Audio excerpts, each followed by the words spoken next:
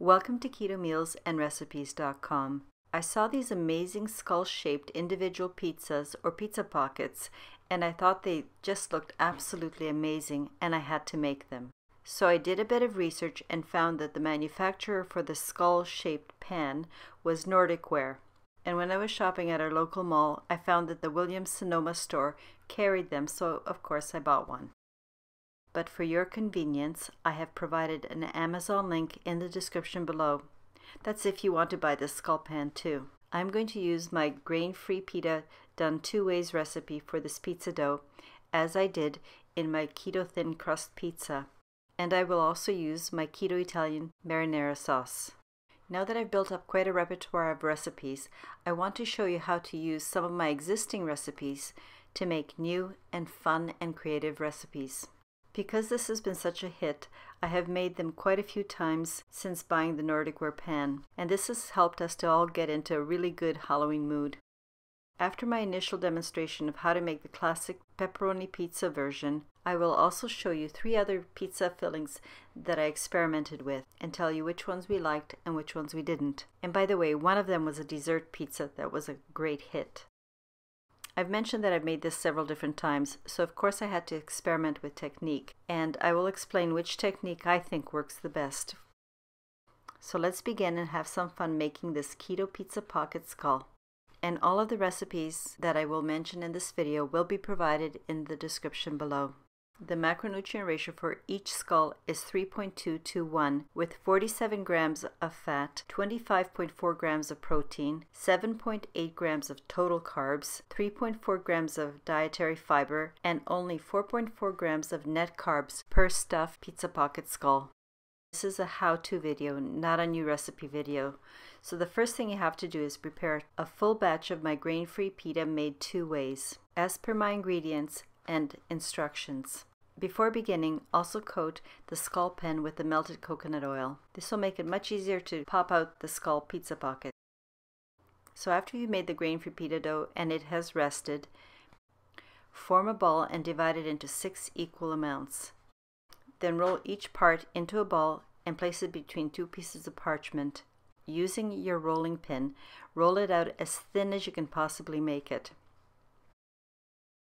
Then gently peel off the dough from the parchment and place it into the skull form.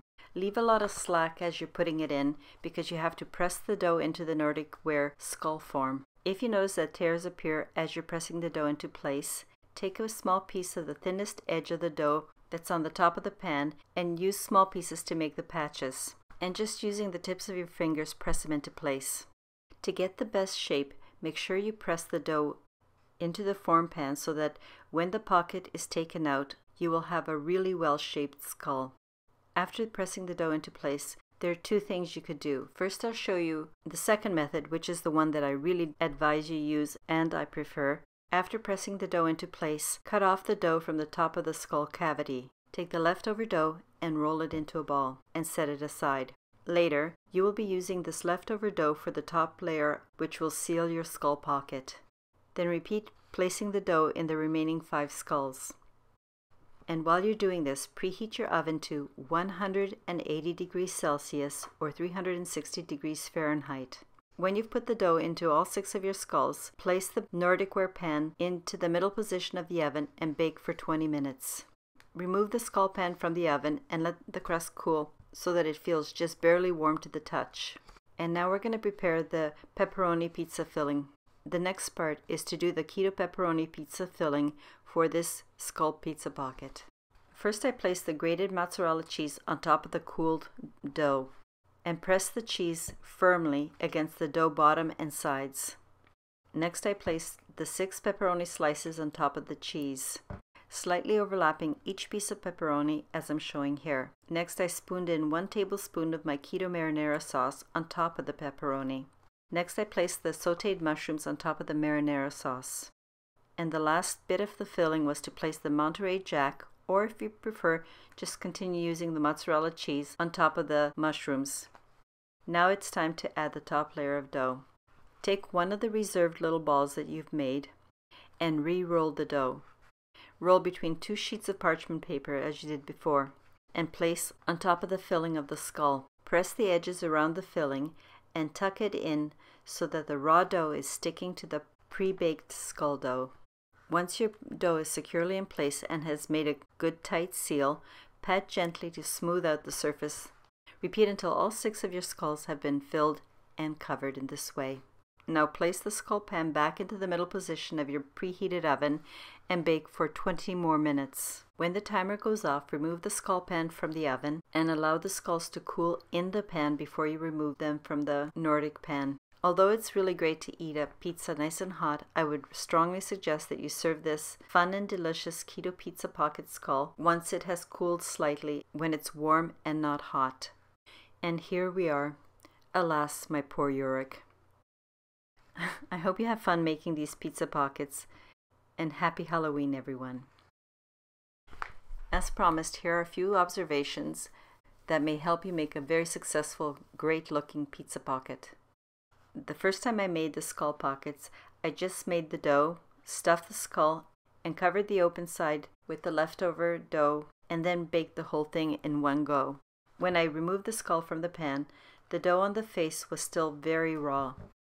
So I placed the pizza pocket skulls on a cookie sheet and had to bake them for another 15 minutes. Because the dough was still raw and was no longer in the form pan, the skull did not hold its shape, and the final skull shape was not well defined. I think you get much better results when you pre-bake the skull-shaped dough and then added whatever filling you desire. In my opinion, this works extremely well. For a bit of variety and because we're having fun. So in this last batch, I made a margarita pizza. It was okay, but I felt it was just too bland for the Keto Pizza Pocket Skull.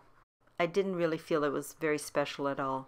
I also prepared some ground beef taco meat using my taco mix seasoning. And for the taco-filled skull, I first added the Monterey Jack cheese and then the seasoned taco mix, a layer of sautéed onions and sautéed red peppers, and some fresh basil leaves before covering them up with the rest of the dough.